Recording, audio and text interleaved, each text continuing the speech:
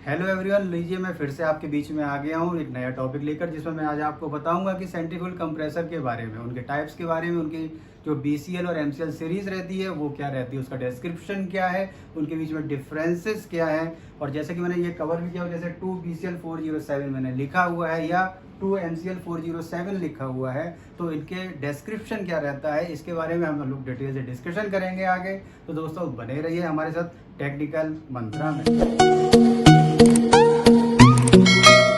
Continue करते हैं। जैसे कि मैंने लिखा हुआ है टॉपिक हमारा क्या है, BCL versus MCL series in centrifugal compressor.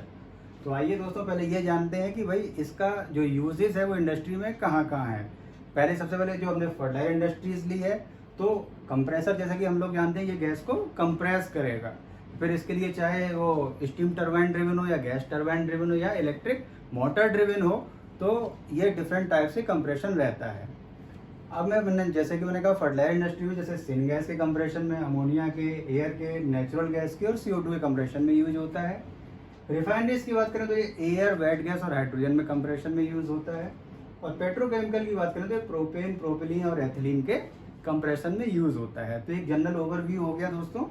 और साथ ही में ये भी जान लेते हैं कि ये API अमेरिकन पेट्रोलियम इंस्टीट्यूट का ये जो स्टैंडर्ड है वो 617 API 617 के अंतर्गत आता है सेंट्रीफ्यूगल कंप्रेसर।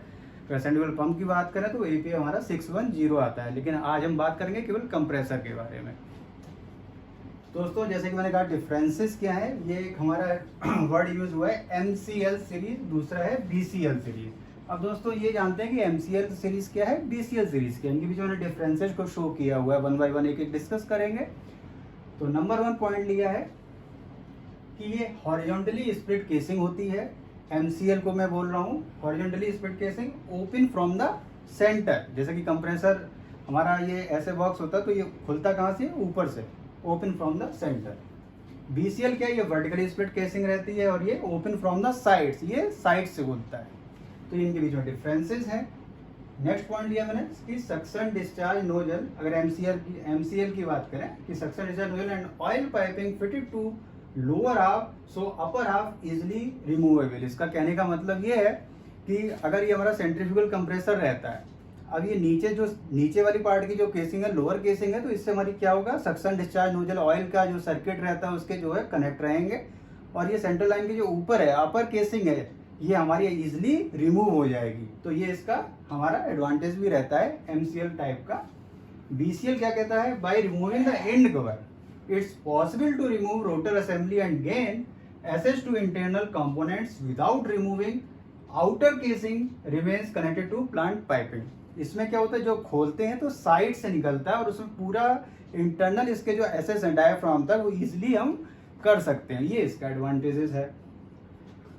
थर्ड 1 पॉइंट लिया मैंने, जैसे कि हमारे शुरू के 2 पॉइंट कवर हो गए हैं, फर्स्ट एंड सेकेंड। थर्ड है casing and diaphragm are cast steel और फैब्रिकेटेड। इसमें जो केसिंग रहती है वो कास्ट स्टील की रहती है। अगर हम BCL सीरीज की बात करें तो इसमें जो केसिंग रहती है वो फोर्ज कास्टिंग रहती है, बैरल टाइप, ठीक है। To improve performance of the diaphragm are mostly machine.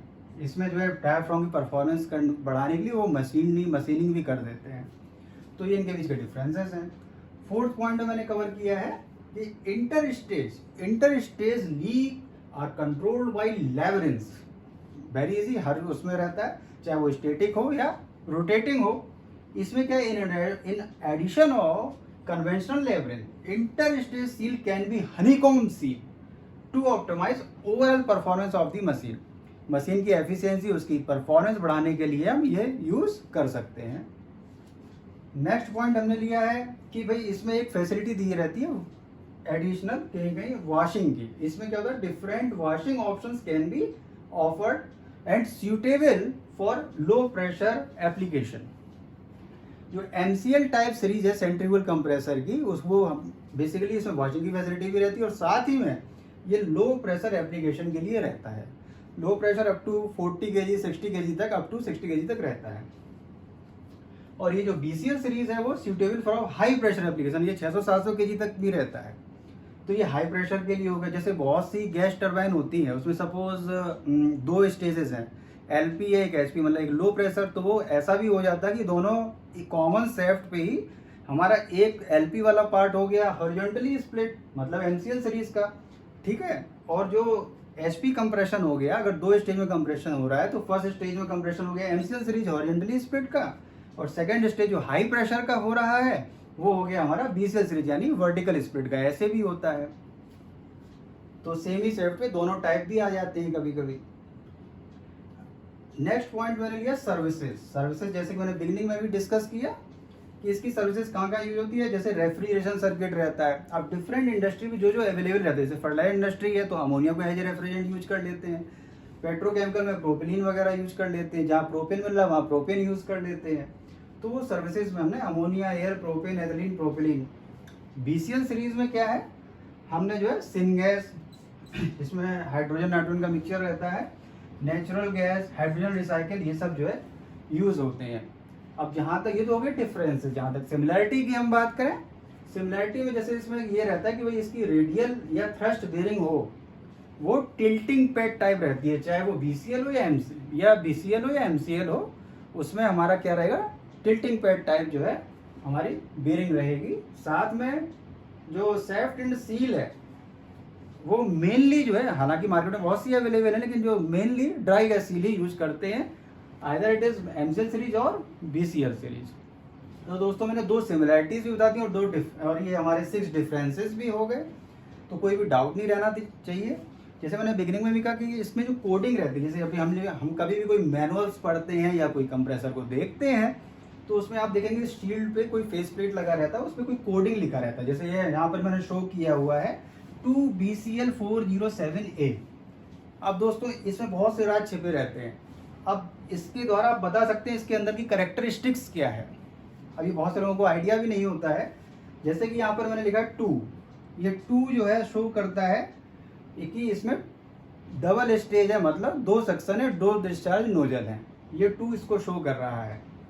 इसके बाद पॉइंट दिया है बी डिफाइन करता है कि भैया ये वर्टिकली स्प्लिट है, बैरल टाइप केसिंग है इसकी, तो बी उसको शो कर रहा है। अगर यहाँ एम होता तो ये हॉरिजॉन्टली स्प्लिट को शो करता।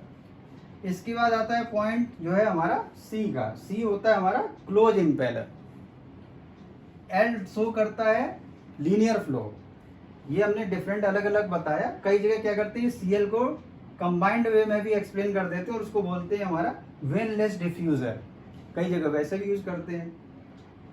अब यहाँ पे नेक्स्ट टर्म है 40, ये बताता है हमारा इम्पेलर डाया को।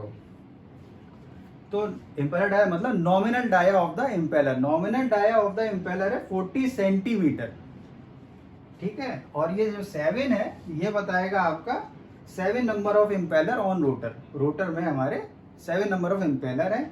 ऑब्लिक ए बी ऐसे लिखा रहता है, ये आपकी जो है प्रेशर रेटिंग को बताता है, कहाँ तक कंप्रेशन होना, कहीं 60 kg तक होना, कहीं ज़्यादा होना है, तो वो हमारी प्रेशर रेटिंग को बताया। तो ये पूरा डिस्क्रिप्शन है, अगर ये आपको पता है कोडिंग का डिटेल्स तो आप दूर से ही बता सकते हैं कि भाई इसकी कैरेक्टरिस्टिक क्या है, इसके इंटरनल्स क्या है, कितने इम्पेलर हैं, कितने स्टेजेस हैं, किस सीरीज का है, हॉरिजॉन्टली स्प्लिट है, वर्टिकली स्प्लिट है, तो ये बहुत इंपॉर्टेंट हो जाता है दोस्तों।